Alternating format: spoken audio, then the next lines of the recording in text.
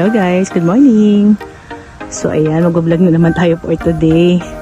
Medyo na-miss ko pong mag-vlog. Medyo busy po ang inyong lingkod sa pagmamanage po ng mga property na na-avail po sa atin ng ating mga client. Ano po?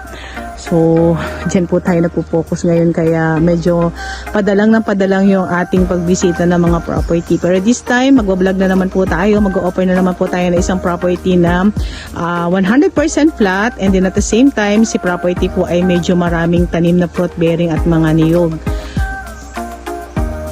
So bago natin ibigay yung full details, syempre po as always, paki-like, paki-share and subscribe sa ating YouTube channel, and then paki-pindot na rin po yung ating notification bell para lagi po tayong updated sa mga properties na i-offer po natin. So tara, pasok tayo. Nandito tayo sa may pinaka dulo na ni property. Mamaya doon tayo mag-vlog sa may pinakaunahan. Inuna ko muna yung pinakalikod para at least bago tayo magsimulang mag-vlog, medyo naikot-ikot ko na si property kaya may idea na po ako. Ano po? So si property po ay 100% flat. Ayan. And then medyo marami siyang nakatanim or nakapaloob kay property. Si property din po ay may sukat or lawak na 2.4 hectares.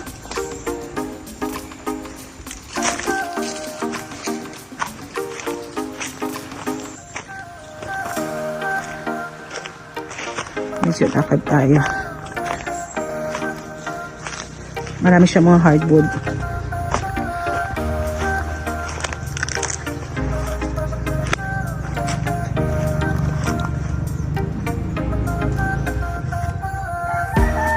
Yan, so ikot pa rin tayo. Marami tayong mga fruit bearing na nakapaloob kay property. Number 1 na, meron tayong nakitang kimito.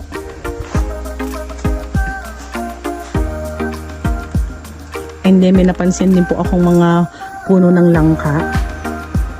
Mamaya tingnan natin sa may pinakabungod ko ano pa yung mga nakatanim doon. Pero ang pinaka good thing dito is napakarami niyang puno ng kawayan. So marami tayong mapaggagamitan dyan. Pwede tayong magpagawa ng kubo, pambakod. So hindi na kayo mamumblema. Marami din siyang mga anahaw. Nabibili po iyan.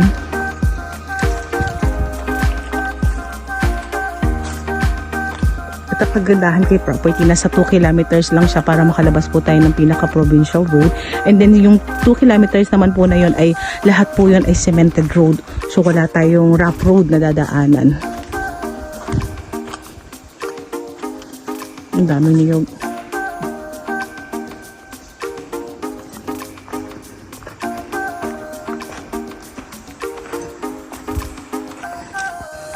Yan, so ikot pa rin tayo. Dito tayo pupunta dun sa part na maraming niyog. Medyo may kasukalan si property kasi maraming siyang mga ganitong klase ng halaman na tumubo. Pero yung mga damo naman, wala tayong papansin ng mga damo. Maliban dito sa mga ganitong klase ng dahon or halaman. Ayan.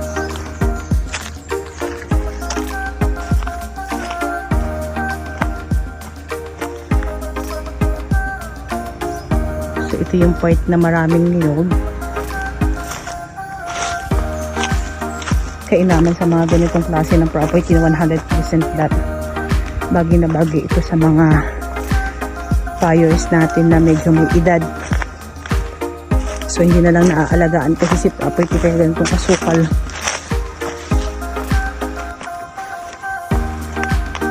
At least may mga daan or may mga part na pa pwede nating lakaran na hindi masukal.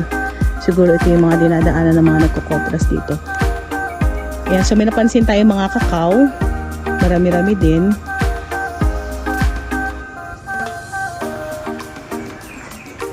Yung mga hardwood naman natin, kaya na napansin ko meron tayong maulawin,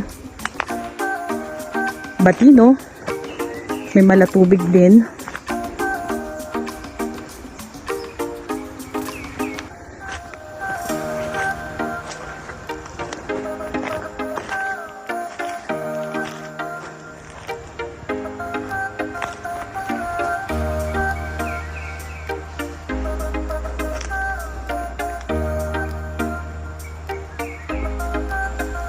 Yan, so nandito na tayo sa may pinakagitnang part naman kung saan marami naman siyang mga halamang kagaya niyan. Ang mga water lily ata yan. Hindi ko familiar. Kagandahan din po kay property. Malapit po ito sa school. So meron tayong elementary at high school dito sa lugar na to kung saan nasa 500 meters away lang po tayo. Ano po buhat dito sa may property na binibisita natin for today.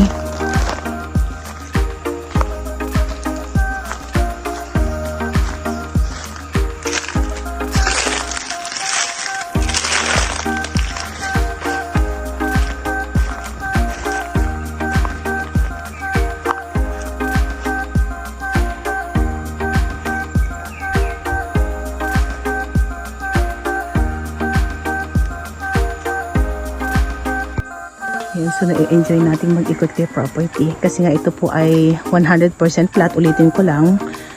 And then kagandahan kay property, almost complete na po ito. So meron tayong source ng kuryente malapit kay property. Actually po may kuryente na rin yung mga katabing bahay dito. And then yung pinaka-source naman ng tubig ay meron po tayong pinaka-boundaryhan na sapa. So, hindi tayo mamumblema dun sa pagtatanim kung sakali. Mamaya papakita naman natin yan. Medyo na-enjoy pa nating mag-ikot kaya ikot-ikot muna tayo. Makita natin yung kagandahan ni property.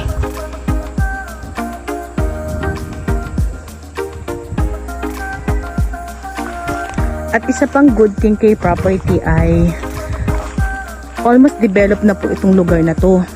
So, buhat po dun sa may pinaka-national road, papasok dito kay property na nasa 2 kilometers. Yun po ay marami ng kabahayanan at maraming tindahan, may mga sari-sari store, may mga talipapa.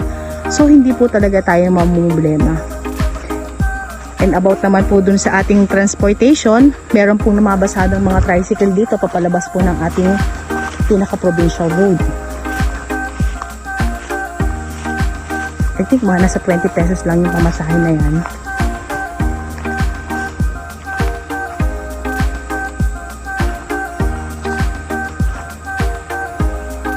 Ayan, so ikot pa rin tayo.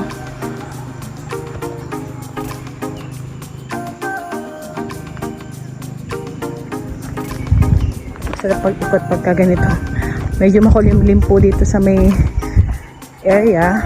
Kaya enjoy natin mag-ikot-ikot. Lalaki ng longko.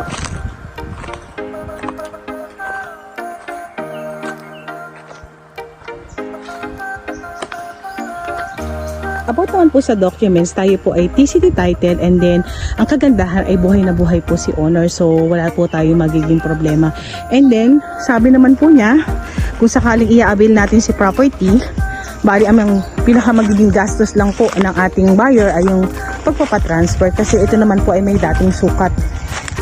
So hindi na natin kailangan magpasukat. May mga old mohon na po dito sa area.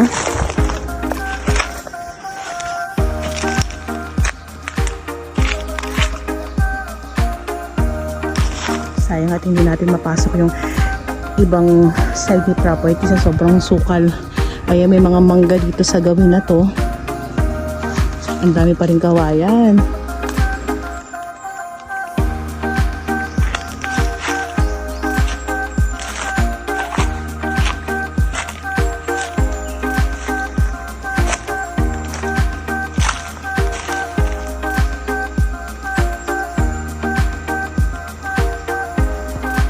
Kung maiisipan po nating pasyalan si property, at kung tayo pa ay magagaling from Manila, tayo pa ay magta-travel ng halos nasa 6 to 7 hours kung tayo po ay mamamasahero lang. Pero kung tayo naman po ay may sariling sasakyan, siguro mga at least mga nasa 5 hours lang yung travel time natin. Mas mabilis kasi pag meron tayong sasakyan talaga.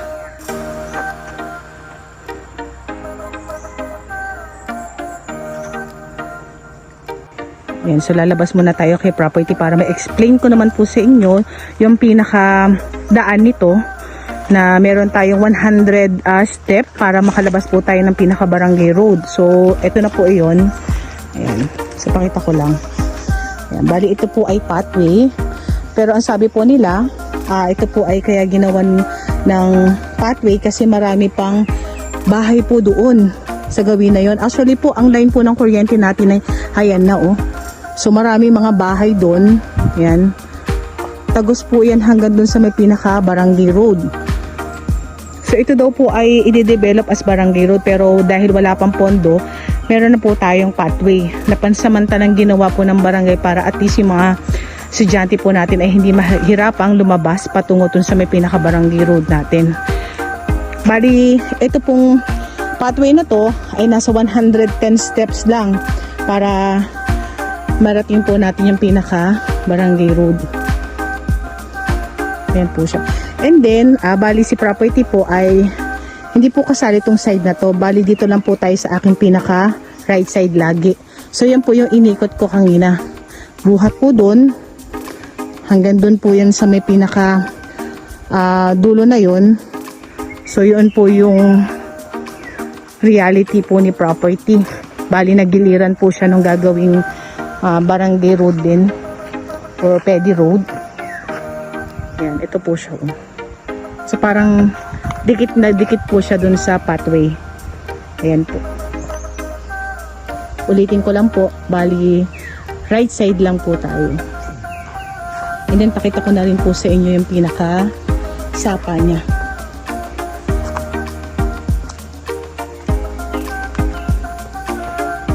So liliban tayo. Ano po? So ito si property and then pathway. And then liliban tayo dito para makita natin yung pinaka sapa. Ayan po siya. Kapit tayo para mas makita natin ang maganda. Ayan.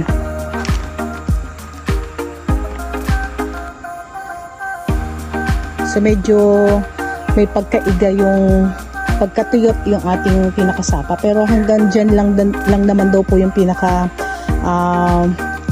tagtuyot niya. So meron pa ring tubig. Paikot po yan po. Hanggang doon po yan. Iikot po siya.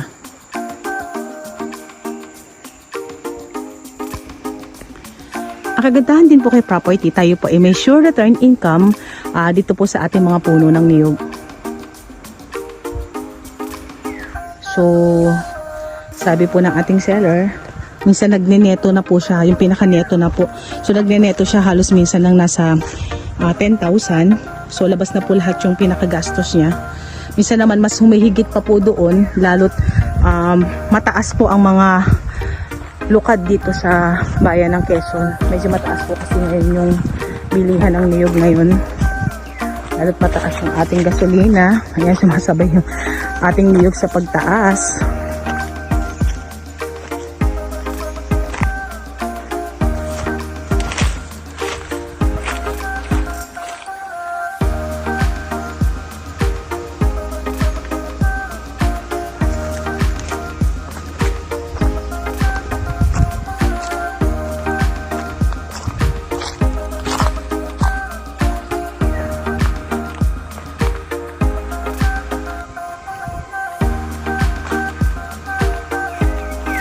Enjoy na enjoy tayo sa pag-ikot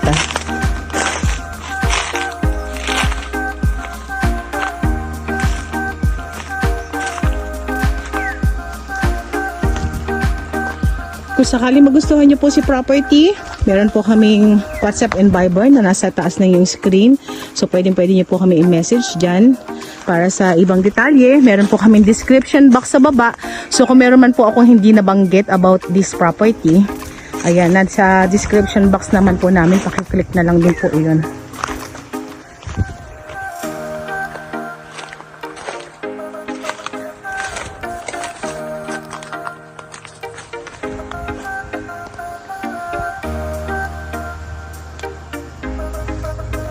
Naku, lalo pag nalinis ng property nito, ang ganda.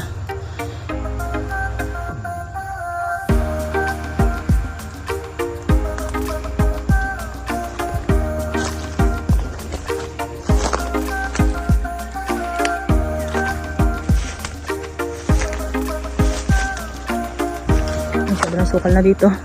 So hindi natin mapapasok talaga yung ibang part.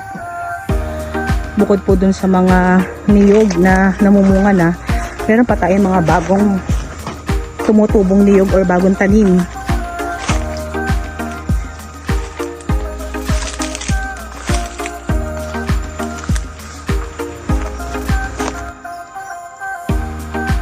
Halos wala na tayong makita.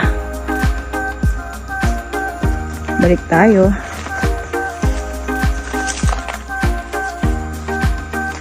Doon sa mga buyers natin na naghahanap ng 100% lot. Ayan, i-avail nyo na po ito. Kainaman po dito, kahit naman po hindi papasok yung ating sasakyan, sa ngayon, ay nakakapasok naman po ang mga single na motor. At kung sakali naman po i-avail nyo to, ay hindi naman po kayo mahihirapang puntahan kahit hindi makapasok ang ating sasakyan dahil 100 step lang po ay nasa property na tayo. So doon na lang kayo magpa-park muna dun sa ating pinaka main barangay road.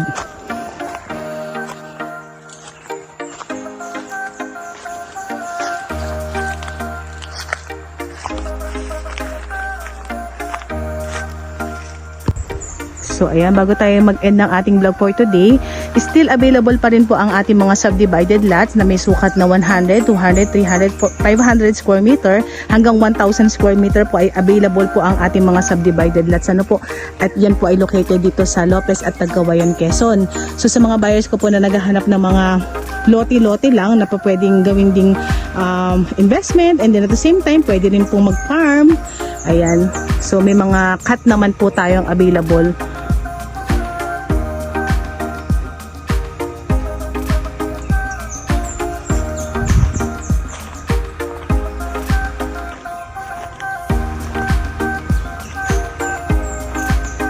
Hindi tayo familiar dun sa mga ibang malalaking hardwood na nandito kaya hindi ko mabigay yung details. So lalabas tayo para pakita ko naman po sa inyo yung pinaka main barangay road niya.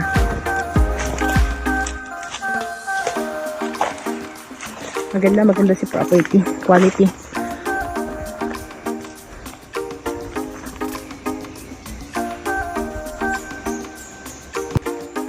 Ayan, so lalabas tayo. Ito po si property ha. Nasa aking right side. Pero dito na tayo dadaan sa may pinaka pathway. Ayan po. Kitang-kita rito yung kagandahan ni property.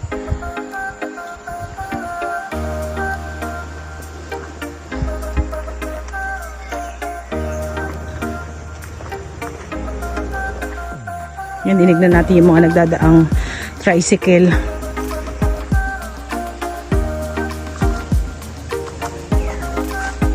So dito naman sa part na to, yan, may pathway tayo pero malapad pa rin po yung ating pinakakalsada. Kaya dito, pwede na po natin ipasok yung ating sasakyan.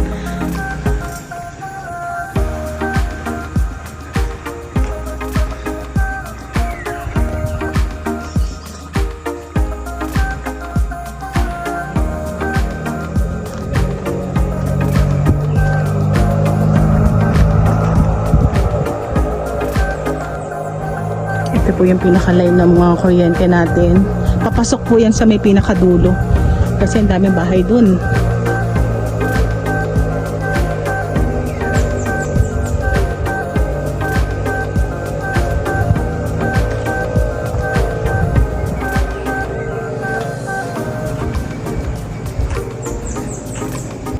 So ayan, isang magandang property na naman yung na-visit natin for today. Ulitin ko lang po, located po ito dito sa Calauag, Quezon. Ayan. So, avail na po kayo mga ka-farm lot. And by the way, it's me again, Olive, dito po sa GFD Realty. So, abang-abang po ulit kayo sa ating mga properties na i-upload po natin. Ano po? And, thank you for watching.